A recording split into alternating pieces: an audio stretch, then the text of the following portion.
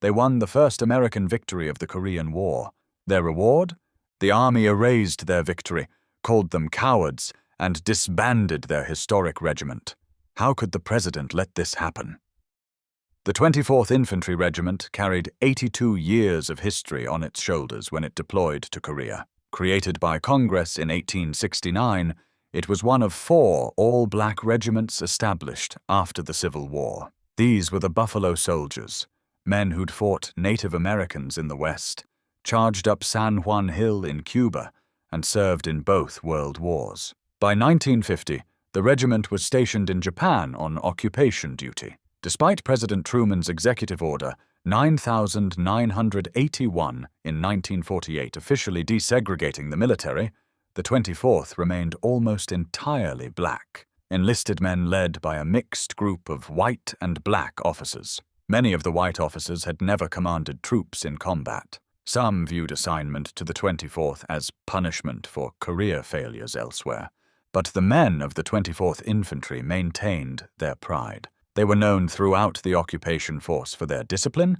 their athletic teams, and their mastery of drill ceremonies. While other units in Japan had descended into alcoholism and black market activities, the 24th kept its esprit de corps intact. When North Korea invaded South Korea on June 25, 1950, the 24th Infantry was one of the few regiments in the 8th Army that had conducted full regimental-level training exercises. On paper, they were more combat-ready than most American units in Japan. What they didn't have was adequate leadership or a fair chance. The regiment's commander, Colonel Horton White, had never led troops under fire. Neither had many of the white officers assigned to lead black soldiers. As one veteran later put it, the 24th was a penal regiment for white officers who had screwed up. This was their last chance. The entire 8th Army was unprepared for war. After 5 years of occupation duty, American forces in Japan were soft, under-equipped,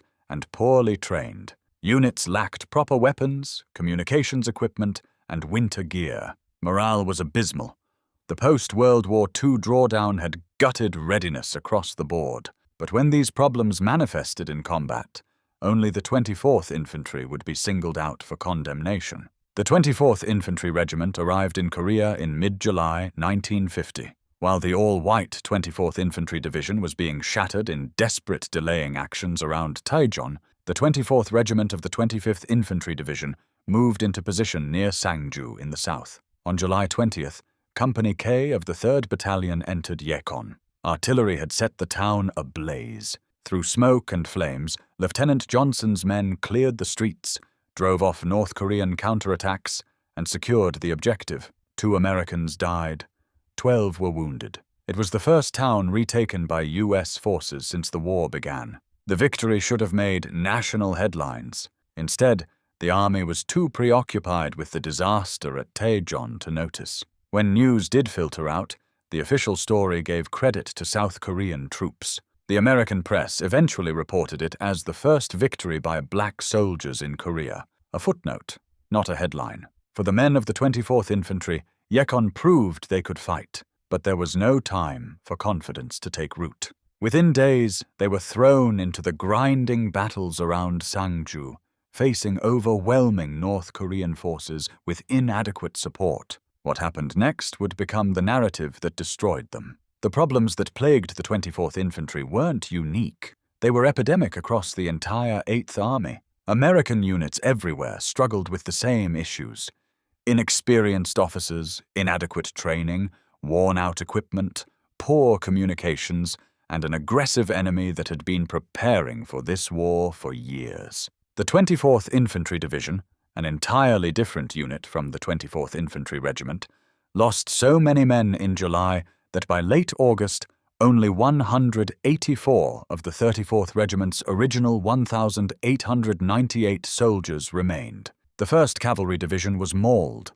The 25th Infantry Division's white regiments suffered catastrophic losses. But when black soldiers in the 24th Infantry Regiment struggled under these same conditions, white commanders saw something different, proof of racial inferiority. On September 1, 1950, The 2nd Battalion of the 24th Infantry collapsed under a massive North Korean attack. Large numbers of men broke and retreated in disorder, leaving their positions unmanned. It was a disaster, but it was a disaster that had happened to multiple white units throughout July and August without triggering calls for those regiments to be disbanded. The difference was skin color.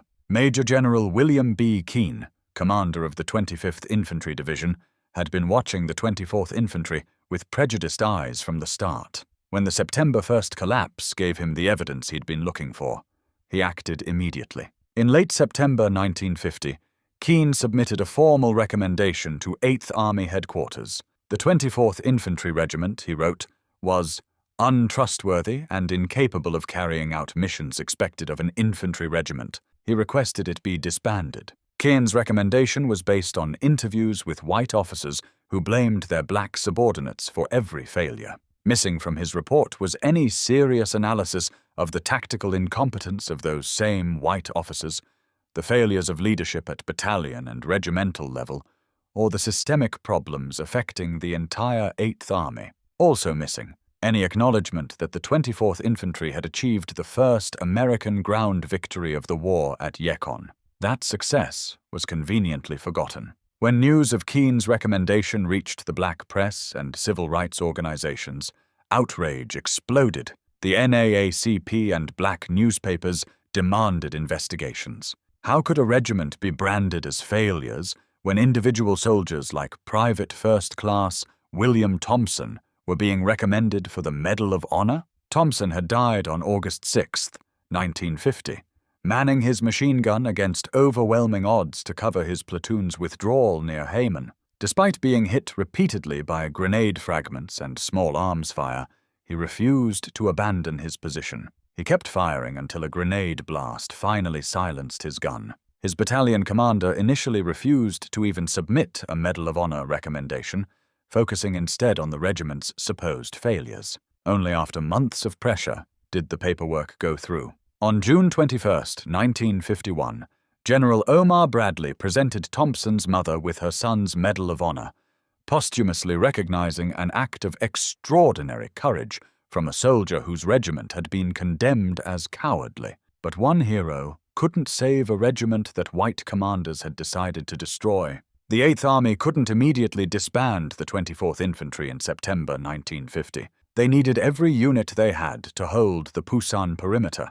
So the regiment stayed in the fight, its soldiers knowing their commanders had already written them off as failures. In November 1950, when Chinese forces poured across the Yalu River, every American unit in North Korea was thrown into chaos. The 24th Infantry suffered along with everyone else, losing 1/5 of its officers and 1/3 of its enlisted men during the retreat from the Chongchon River on November 30th. The 3rd Battalion, caught on an exposed flank at Kunuri with Chinese troops behind them, fought their way out with air support. They lost 1 killed, 30 wounded, and 109 missing. A painful toll, but not unusual for the desperate circumstances. White commanders blamed the disarray on the black soldiers, the white officers who'd failed to secure their flanks, who'd lost situational awareness, who'd placed their units in untenable positions. They faced no consequences. By early 1951, the war had stabilized. The 8th Army, now under new leadership, began pushing north again. The 24th Infantry Regiment performed well during these operations, attacking successfully north of the Han River and advancing steadily through May and June. On June 2, 1951, Company C attacked Hill 543 near Chipori. When the platoon leader was wounded and evacuated, Sergeant Cornelius Charlton took command. Despite a severe chest wound, Charlton led 3 separate assaults up the hill, personally eliminating enemy positions. When Chinese mortars on the reverse slope pinned down his men, Charlton charged the position alone. He was hit again by a grenade, but destroyed the enemy emplacement before succumbing to his wounds. Charlton became the 2nd soldier from the 24th Infantry to receive the Medal of Honor in Korea. 2 heroes, 2 Congressional Medals of Honor, incontrovertible proof of courage and leadership. It didn't matter. The positive performances were ignored by higher commands and the news media. The successes at Yechon, at the Han River crossing, during the Spring Offensive, all forgotten. The narrative had been set in September 1950.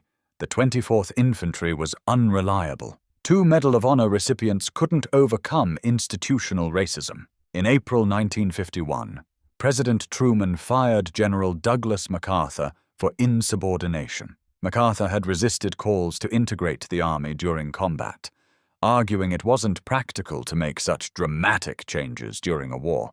His replacement, Lieutenant General Matthew Ridgway, had different views. Ridgway declared segregation wholly inefficient to military effectiveness and both un-American and un-Christian. He moved quickly to end segregation in the Far East Command. This should have been the 24th Infantry's salvation. Instead, it became their death sentence. Ridgway embraced the recommendation to disband all black units and integrate their soldiers into previously all-white formations. The 9th and 10th Cavalry Regiments were deactivated in late 1950.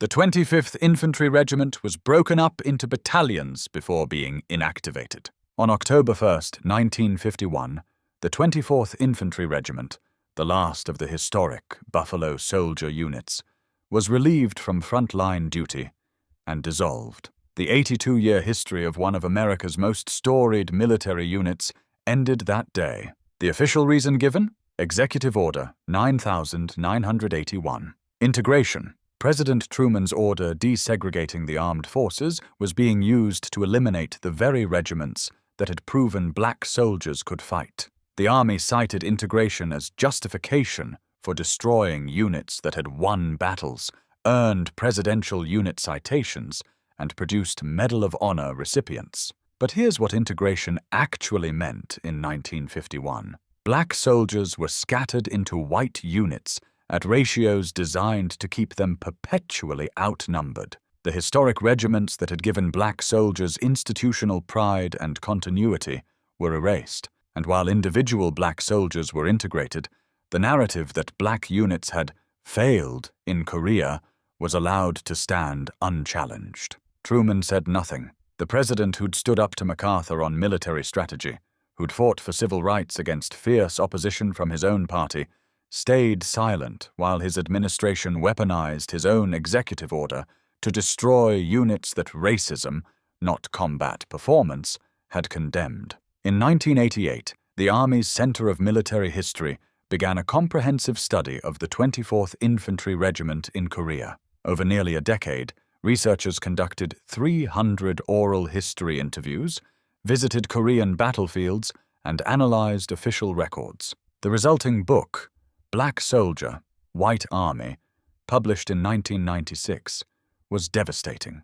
not to the soldiers, but to the army that had condemned them. The study found that the 24th Infantry's problems were directly attributable to systemic racism, inadequate white leadership, and the same equipment and training deficiencies that affected all units in the early months of the war. When properly led and supported, elements of the 24th performed as well as any regiment in Korea. The report noted that while the 24th had problems with straggling and discipline, so did numerous white units. But those units weren't investigated, condemned, or disbanded. The entire 8th Army struggled with morale, training, and equipment in mid-1950. Only the Black Regiment faced organizational extinction for failures that were universal. The researchers found that many white officers in the 24th had actively undermined their own units through prejudice and incompetence. Colonel Arthur Champney, who took command in August 1950,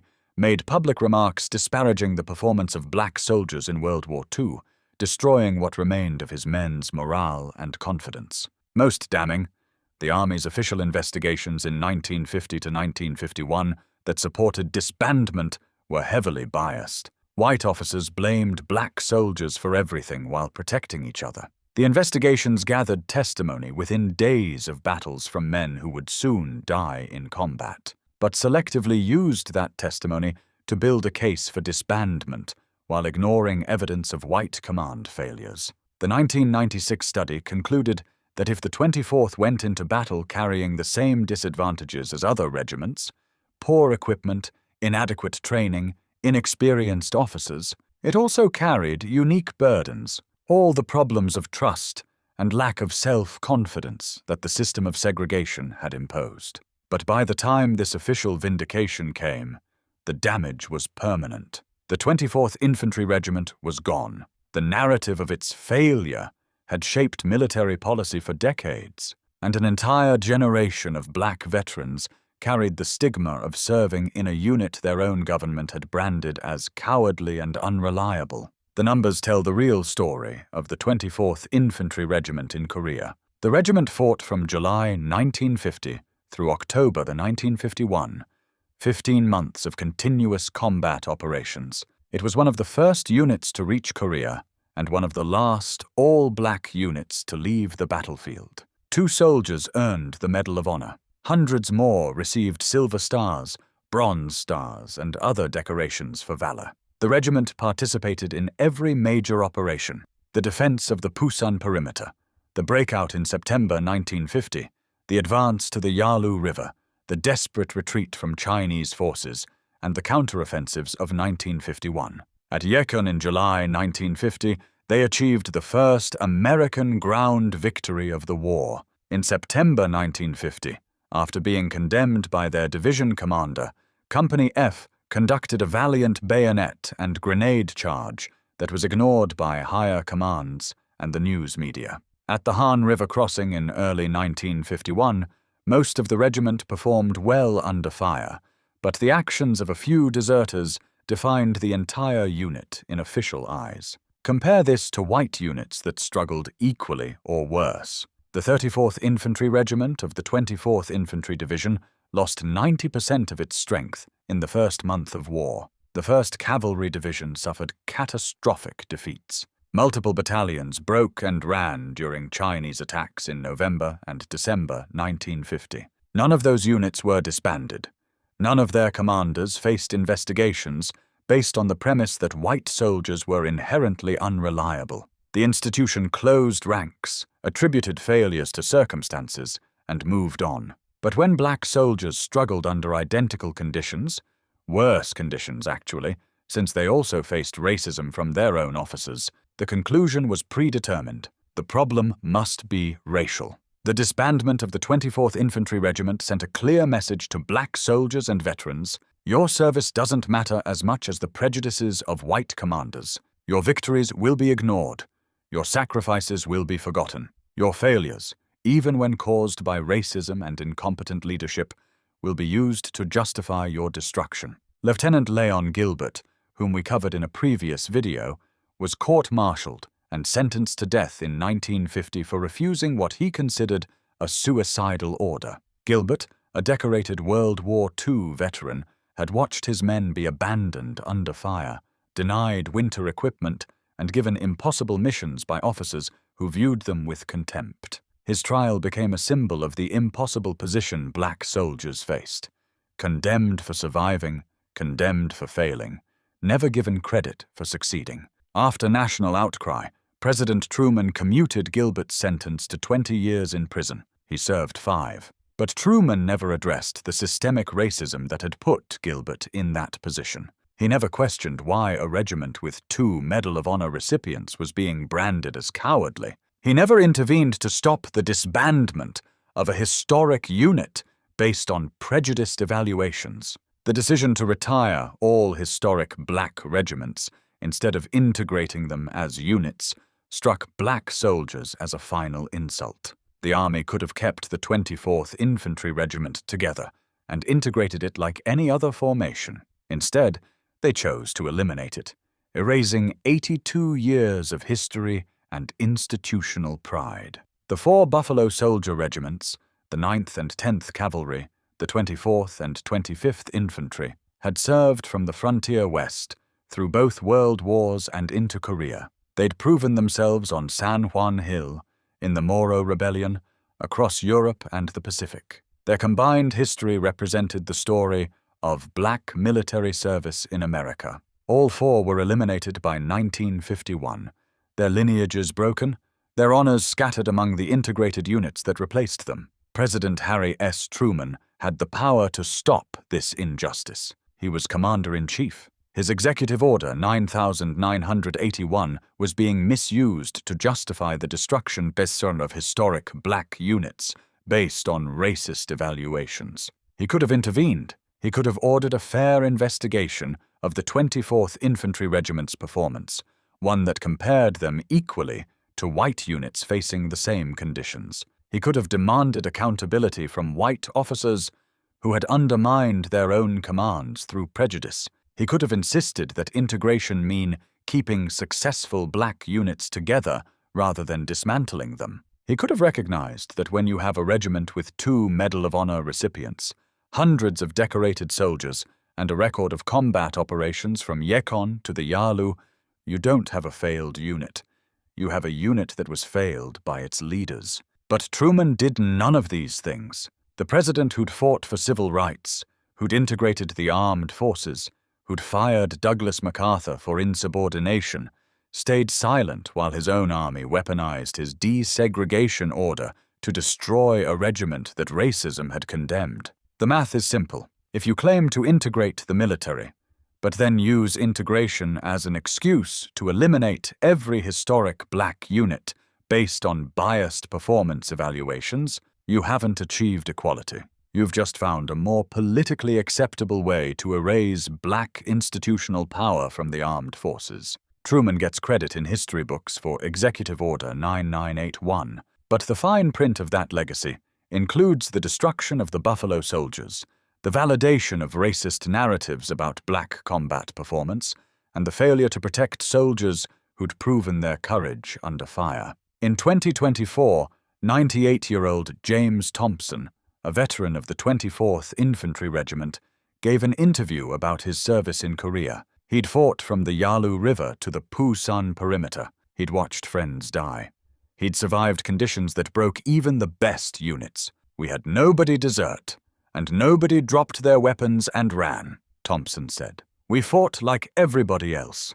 Our scouts went out, and they captured some of the enemy. But his regiment was still disbanded and branded as unreliable based on reports from white officers who'd never believed in their abilities from the start." Thompson's testimony echoed that of countless other veterans who knew the truth. They hadn't failed. They'd been failed by leaders who saw their skin color before their courage, by a system that needed scapegoats to explain its own failures, by a president who wouldn't stand up for soldiers when it mattered most. The 24th Infantry Regiment was reactivated in 1995 as part of the reorganized army. Its 1st Battalion served with distinction in Iraq from 2004 to 2005, earning the Valorous Unit Award for the Battle of Mosul. The soldiers who carried that designation into the 21st century proved what the soldiers of 1950 to 1951 already knew. There was never anything wrong with the 24th Infantry Regiment,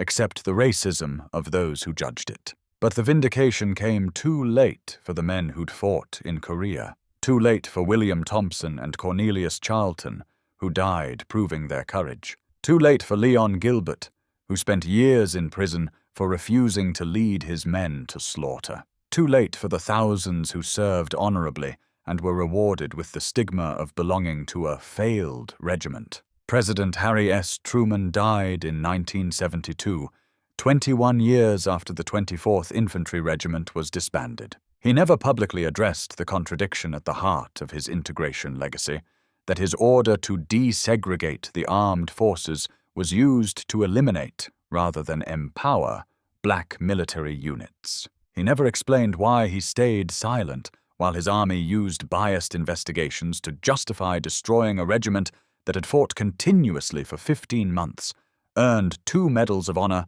and achieved the first American ground victory of the war. He never acknowledged that true integration would have meant holding white and black units to the same standards, giving them equal leadership and resources, and preserving the institutional pride and history of successful black formations. Instead, integration in Korea meant the end of the Buffalo Soldiers, the scattering of black soldiers into units where they would always be minorities, and the official validation of a racist narrative that black soldiers couldn't fight effectively in segregated units, a narrative built on selective memory, biased evaluations, and the willingness to ignore victories while magnifying failures. The 24th Infantry Regiment was authorized by Congress in 1866, activated in 1869, and served with distinction for 82 years. It was destroyed not by enemy action, but by American racism dressed up as military necessity and integration policy.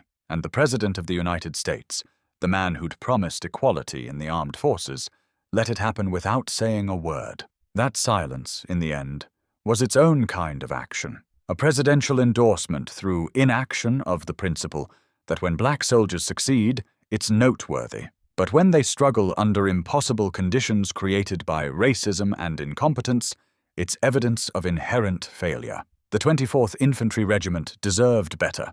Its soldiers deserved better. And the truth, which the Army itself eventually acknowledged in 1996, deserved to come 45 years earlier, when it might have saved a piece of American military history from destruction at the hands of the very government it had served so faithfully.